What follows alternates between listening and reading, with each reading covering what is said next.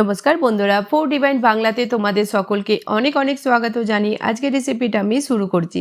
আজকে আমি তোমাদের সাথে একদম নতুনভাবে একটা সয়াবিনের রেসিপি শেয়ার করব। এভাবে তোমরা একবার অবশ্যই বাড়িতে বানিয়ে দেখো, আশা করছি ভালো লাগবে। তো আজকের রেসিপির জন্য এখানে আমি নিয়েছি 1.5 কাপ সয়াবিন। সয়াবিনকে গরম জলে 5 মিনিট ভিজিয়ে রেখে দিয়েছিলাম। সয়াবিন যখন আমাদের ভালোভাবে সফট হয়ে যাবে তখন আমরা ভালো করে নিংড়ে নিয়ে নেব। এবার আমরা এক বাটি এখানে সয়াবিন তুলে নেব আর এটা মিক্সির জারেতে দিয়ে দরদরা পিষে নেব।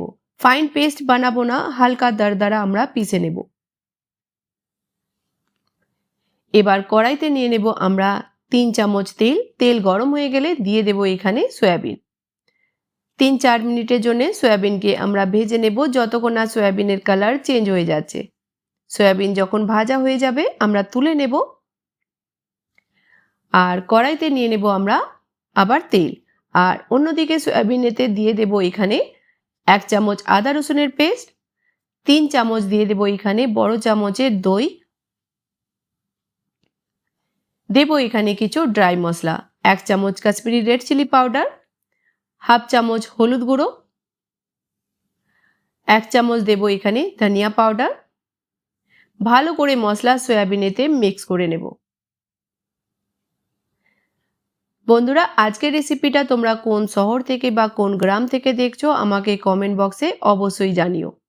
ভালো করে মশলা সয়াবিনেতে মিক্স করে নিলাম। তেল যখন আমাদের গরম হয়ে যাবে দিয়ে দেব এখানে একটা তেজপাতাকে ছোট ছোট টুকরো করে কেটে, 1 চামচ গোটা জিরে, 2টো শুকনো লঙ্কা দিলাম আর দিয়ে দেব এখানে একটা বড় সাইজের পেঁয়াজকে ছোট ছোট টুকরো করে কেটে। পেঁয়াজের কালার চেঞ্জ হয়ে যাওয়া পর্যন্ত আমরা পেঁয়াজকে ভেজে নেব। পেঁয়াজ যখন আমাদের ভাজা হয়ে যাবে আমরা দিয়ে দেব একটা মিডিয়াম সাইজের টমাটারকে ছোট ছোট টুকরো করে কেটে,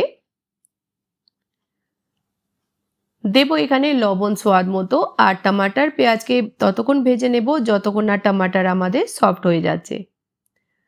টমাটার যখন আমাদের সফট হয়ে যাবে আমরা দিয়ে দেব এখানে সয়াবিন।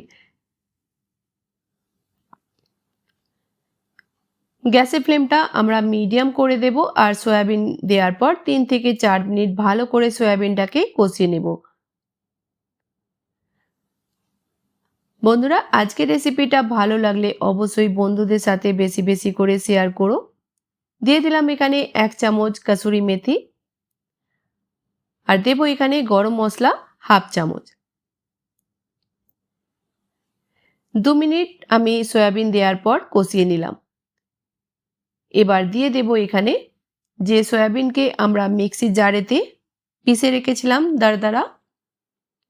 দেখো, ফাইন পেস্ট বানাইনি, হালকা এইভাবে চাংস রেখেছি। এভাবে সয়াবিনটা বানালে কিন্তু সয়াবিনের টেস্ট অনেকটাই বেড়ে যায়। 2-3 মিনিট আমরা এখানে সয়া কিমা দেওয়ার পর ভালো করে কষিয়ে নেব।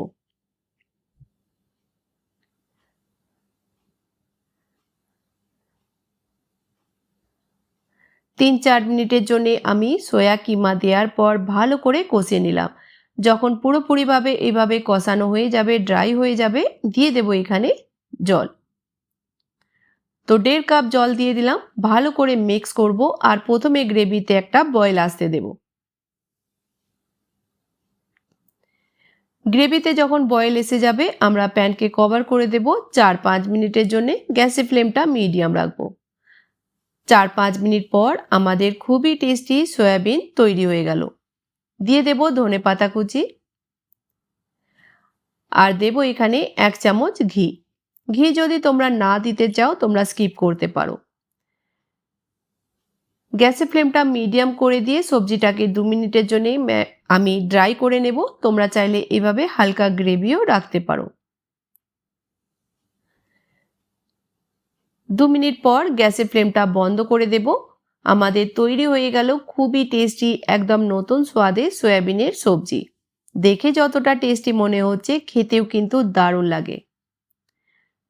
তো বন্ধুরা, রেসিপিটা বাড়িতে বানাও, খাও, তারপরে বলো তোমাদের কেমন লাগলো। ভালো লাগলে অবশ্যই চ্যানেলটিকে সাবস্ক্রাইব করে নিয়ে পাশে থেকো আর বন্ধুদের সাথে রেসিপিটা বেশি বেশি করে শেয়ার করো। তো নতুন কোনো রেসিপির সঙ্গে আবার দেখা হবে, ততক্ষণ ভালো থেকো, সুস্থ থেকো।